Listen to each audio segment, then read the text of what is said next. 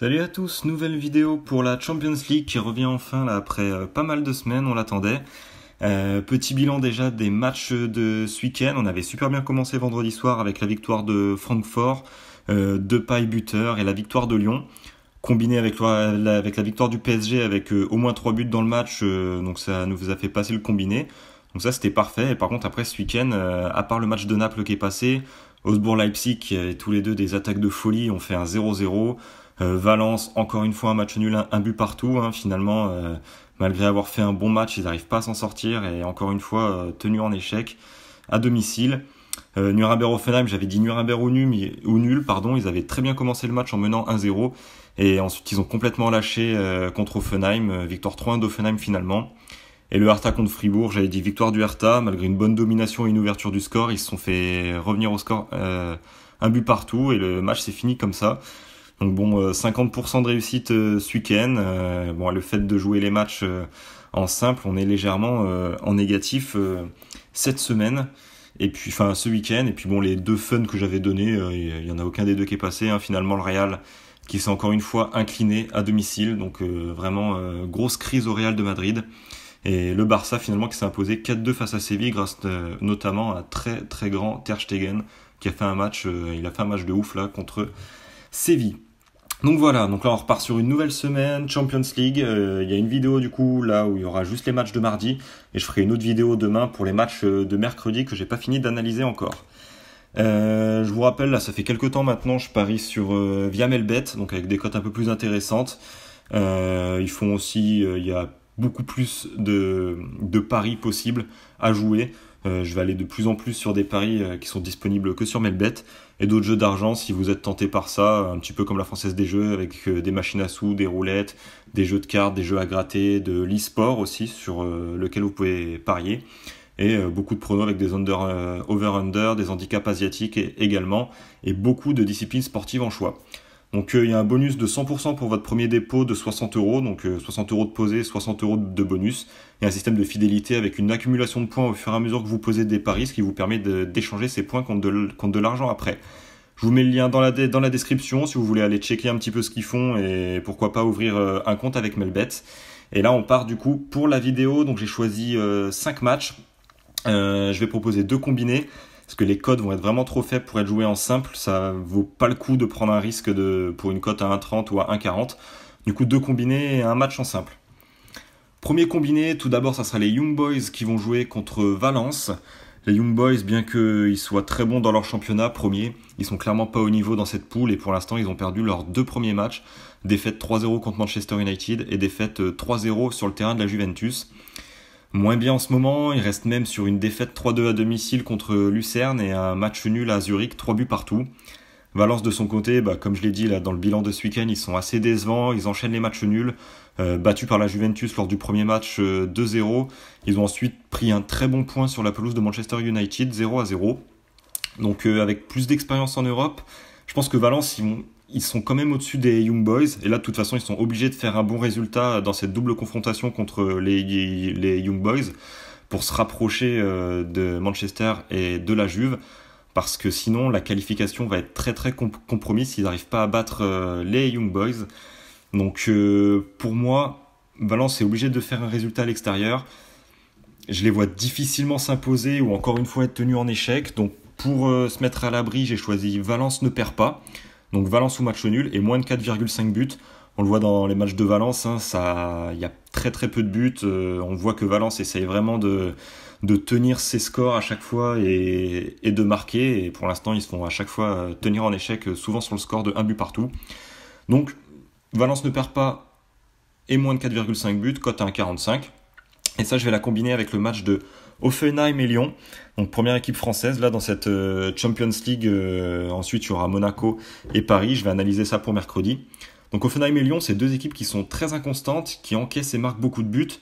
Hoffenheim, avec leur coach, ils jouent souvent avec un bloc assez haut et on le voit en championnat et de manière générale depuis le début de la saison, ils encaissent et ils marquent au moins un but dans chacun de leurs 10 derniers matchs. À chaque fois, voilà, ils ont un bloc haut, ça leur permet de marquer des buts, mais voilà, ils se font souvent avoir en contre. Ils en encaissent pas mal aussi. Et Lyon, on le sait qu'ils sont capables de marquer quasiment à tous les matchs. Ils ont une attaque qui se crée énormément d'occasions, mais il manque d'efficacité devant le but. C'est un peu le même problème d'Offenheim en championnat allemand. Ils se créent beaucoup d'occasions pour pas assez de buts marqués au rapport avec leur occasion. À domicile, pour moi, là, Offenheim, là, ils ont un seul point. Ils doivent absolument se relancer dans cette poule. Et donc, ils vont sûrement jouer encore plus haut en attaquant très fortement pour tenter de marquer et de gagner ce match. Et ce qui va créer beaucoup d'opportunités à Lyon, qui aime beaucoup quand ils laissent un petit peu les autres jouer et qui se projettent en contre par la suite. Et pour moi, les Lyonnais vont en profiter. Donc, je vois les deux équipes marquent. Lyon qui sont premiers de leur poule. Là, ils ont aussi une bonne occasion de vraiment faire un bon pas vers la qualification avec une victoire à Offenheim. Donc c'est un match vraiment qui est indécis pour moi. Je vois pas du tout qui va gagner, un match nul ou quoi. Mais je vois bien les deux équipes marquent et j'ai une très bonne confiance là-dessus.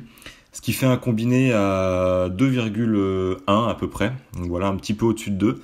Et vraiment une bonne confiance sur ce pronostic-là.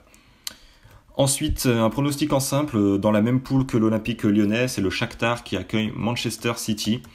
Le Shakhtar, ils ont bien débuté leur campagne européenne, ils sont 3e de leur groupe et pour l'instant, ils ont fait 2 matchs nuls. Un premier nul à domicile face à Hoffenheim, 2 buts partout, très gros match, Hoffenheim qui avait bien joué à l'extérieur.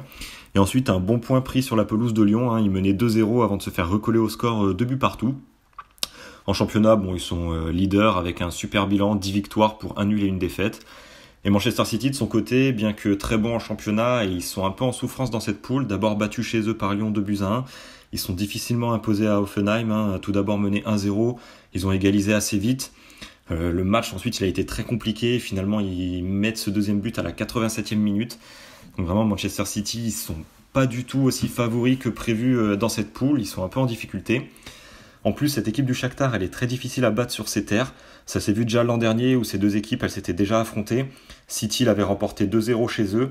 Et lorsqu'ils se sont déplacés au Shakhtar, ils se sont inclinés 2-1 lors du match retour. Donc pour moi, je pense que le Shakhtar, là, ils ont une bonne équipe, des ambitions dans ce groupe et solides à domicile. Ils peuvent poser des problèmes à Manchester City. Je ne sais pas si on va être capable de tenir un match nul ou de s'imposer face à Manchester City. Mais moi, je vais proposer le prono suivant. Shakhtar marque au moins un but dans le match. Et je pense que c'est possible parce que Manchester City, là, ils sont pas trop en confiance dans ce groupe. Ils sont dans l'obligation de gagner pour essayer d'aller prendre cette première place, mais ils savent pas trop ce qui va se passer dans le match entre Hoffenheim et Lyon, qui risque vraiment de les titiller dans ce groupe. Donc je pense que le Shakhtar peut marquer au moins un but. Cote à 1,48 à peu près, on est quasiment à 1,5. Confiance correcte là-dessus. Et enfin, un deuxième combiné, tout d'abord avec l'Ajax qui accueille le Benfica.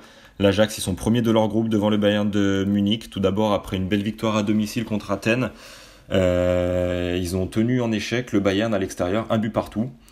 Donc là, à domicile, en plus, ils sont très solides. Là, ils restent sur 6 victoires consécutives à domicile, toutes compétitions confondues.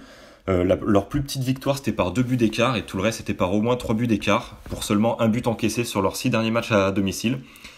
Le Benfica, de son côté, ils ont débuté par une défaite à domicile contre le Bayern 2-0. Et ensuite, ils sont déplacés à Athènes et ils se sont vraiment difficilement imposés 3-2 avec une légère domination d'Athènes. Donc c'est deux équipes qui sont quand même plutôt en confiance. L'Ajax, pour moi, est quand même un cran au-dessus du Benfica dans ce début de saison, surtout à domicile. Et en plus, l'Ajax a l'occasion là de prendre une très belle option sur la qualification en faisant un résultat devant ses supporters et en mettant un peu d'écart avec le Benfica dans l'attente du résultat entre le Bayern et Athènes, avec leurs supporters qui vont les pousser à fond. Donc je vois pas du tout le Benfica s'imposer à l'Ajax. Pour se mettre à l'abri, je vais mettre Ajax ou match nul, côté à 1,30. Après, si vous voulez, pour faire monter un peu la cote, vous pouvez mettre l'Ajax, rembourser 6 matchs nuls. La cote sera un peu plus haute, mais s'il y a match nul, voilà, ça, vous n'allez pas gagner dessous. Pour se mettre à l'abri et en augmentant un petit peu la cote du combiné, l'Ajax ou match nul reste correct quand même 1 à 1,30. Ensuite, il y aura Manchester United contre la Juventus. Donc Manchester United, ils sont très inconstants, en difficulté dans ce début de saison. On le voit en Première Ligue où ils sont 10e. Après leur victoire lors du premier match contre les Young Boys à l'extérieur 3-0, ils ont enchaîné 4 matchs de suite sans victoire. Et puis après, ils ont réussi à s'imposer 3-2 sur le terrain de Newcastle après avoir été menés 2-0 à la pause. Et ce week-end, ils ont réalisé un bon nul sur la pelouse de Chelsea. Donc on voit qu'ils sont pas trop constants au niveau de leurs résultats. De l'autre côté, on a la Juve qui est en très bonne forme et en confiance.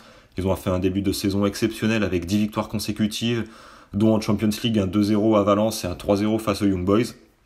Et ce week-end, premier coup de frein pour la Juve avec un nul à domicile, un but partout contre Genoa, malgré une très très grosse domination de la Juve, finalement tenue en échec. Donc première de sa poule avec 2 points devant Manchester United, la Juve ils ont vraiment l'occasion de creuser l'écart et de prendre une bonne option pour la première place dans ce dernier match aller. Pour moi, la Juve est plus constante, plus solide que Manchester United, sachant que l'infirmerie de Manchester United, elle se remplit un petit peu. Là, il y a quelques joueurs qui sont incertains pour ce match, dont Rashford, qui est incertain pour ce match contre la Juve. Donc je pense que la Juve a vraiment de quoi réaliser un bon coup ce mardi. Pour se mettre un petit peu à l'abri, voilà, je mettrai nul ou Juventus. Ce qui nous fait un beau combiné avec une cote à 1,85 aussi. Donc ça sera tout là pour les matchs de demain. Je vais analyser les matchs pour mercredi et je vous posterai une vidéo dans la soirée de demain. Si vous voulez vous inscrire sur Melbet, là toutes les cotes et mes screens viennent de Melbet. Donc il y a le lien dans la description si vous voulez aller voir un petit peu ce qu'ils font et vous inscrire. Et moi je vous dis bonne soirée à tous, bon match de Champions League et à demain. Ciao.